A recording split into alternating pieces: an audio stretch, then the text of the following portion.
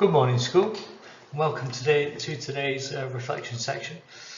So I wanted to talk to you about beliefs in the afterlife. Now, growing up in a Catholic family, I was always taught to believe in heaven and hell. And from a young child, I was told that, if you were good and you believed in God, you went to heaven. And if you didn't, you went to hell. And then there was this strange place in the middle called purgatory, this like waiting room place that you would have to wait in until you were repented, and then eventually you would make it into heaven.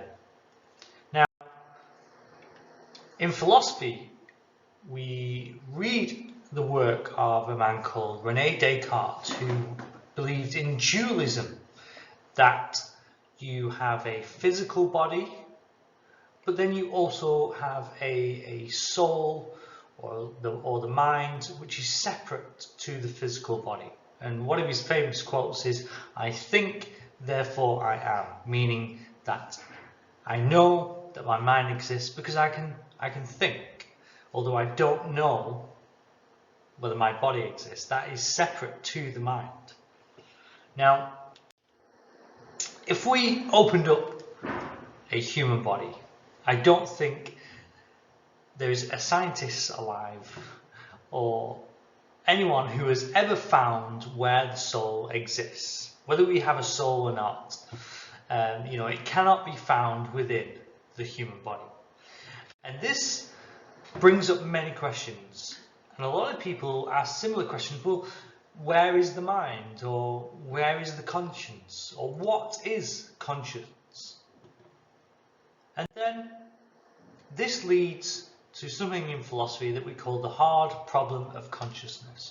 If science tells us that we live and we die, and once death comes, that's the end, there's nothing more, then why as humans do we have so many questions and so many thoughts about the supernatural, about ghosts and the paranormal, and why do people have these near-death experiences, and why do people believe in heaven and hell and reincarnation and all these different beliefs that go beyond what we know about life and death?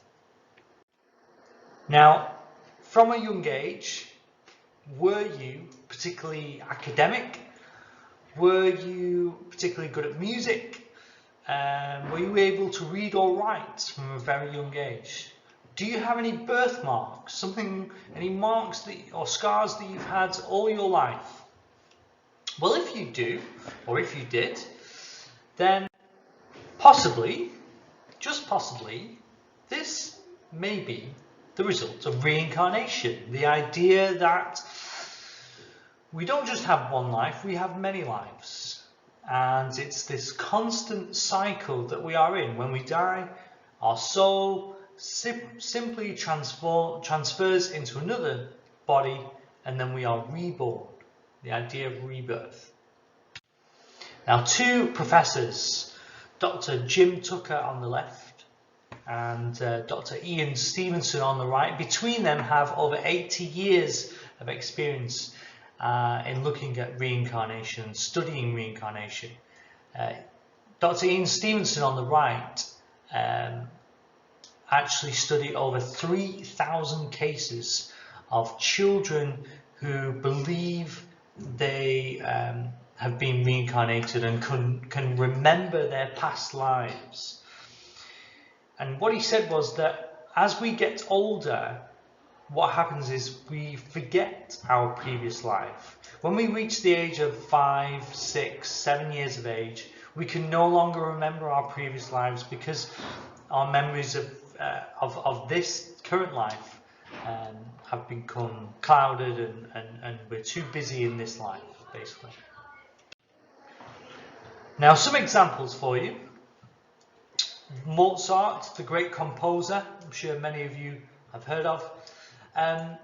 He, at the age of 4, wrote a piano concerto, and his compositions were technically accurate and extremely difficult. And at the age of 7, he composed a full-length opera. Now, Mozart himself believed he could remember music from a past life. Another example is a politician and a philosopher called John Stuart Mill. He had an extraordinary gift that he could read Greek, the Greek alphabet, at the age of 3 and translate it into English for him and his younger brothers eventually. By the age of 5, he knew Latin and algebra, and he believed that he read Greek and studied the classics in a previous life himself. He was a very intelligent man, and he became a member of Parliament. There's also a very modern story, actually, about a boy called Cameron who was born in Glasgow, who, ever since he could begin to speak, he talked about a previous life on the Isle of Barra, and he described every single detail, even details about the death of his father and his favourite dog and what his mother looked like, even to the stage where he didn't want his real mother to pick him up from school. He wanted his mother from his previous life to pick him up from school.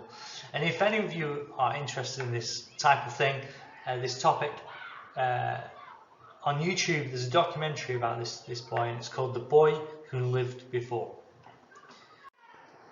Now, beliefs in afterlife stem back to the Egyptians and much further beyond that. But I think people believe in the afterlife because it brings them hope. It affirms their faith, and it tells them that no matter how much you suffer in this life, you know, there is something beyond this life. There is something better beyond this life. Now, in your form times, I know there's not much time left, but you could discuss the topic. Do you believe in the afterlife? And share your thoughts, share your ideas, and share what you believe in. I'm going to leave you with this quote from C.S. Lewis, and it says, "There are far, far better things ahead than any we leave behind." Thank you very much.